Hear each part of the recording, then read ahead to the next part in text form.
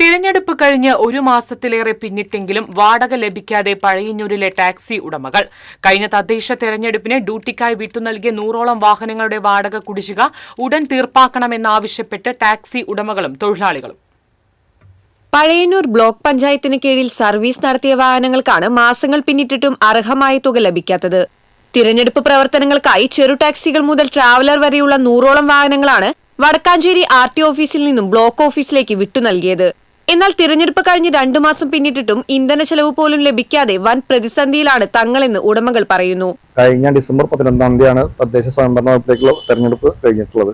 അതിന്റെ ഒരാഴ്ച മുന്നേ നമ്മൾ വടക്കാഞ്ചേരി RT ഓഫീസിൽ നിന്ന് പറഞ്ഞ ബ്ലോക്ക് ഓഫീസിലേക്ക് വണ്ടികൾ വേണമെന്ന് പറഞ്ഞിട്ട് 100ഓളം വാഹനങ്ങൾ നമ്മൾ കൊടുത്തിട്ടുണ്ട്.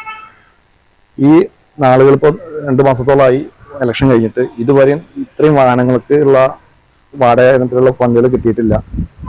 1 ലിറ്റർ ഡീസൽ അടിക്കാൻ പോലുമുള്ള പൈസകൾ അവർ നമുക്ക് തന്നിട്ടില്ല.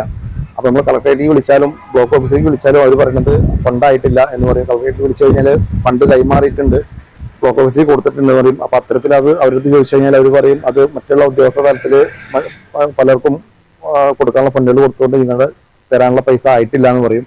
അങ്ങനെയായിട്ട് ഇത്രയും നാളുകളായിട്ടും നമുക്ക് ഫണ്ട് കിട്ടിയിട്ടില്ല. കളക്ടറേറ്റിൽ അന്വേഷിക്കുമ്പോൾ ഫണ്ട് ബ്ലോക്കിലേക്ക് കൈമാറിയതായി അറിയിക്കുന്നു.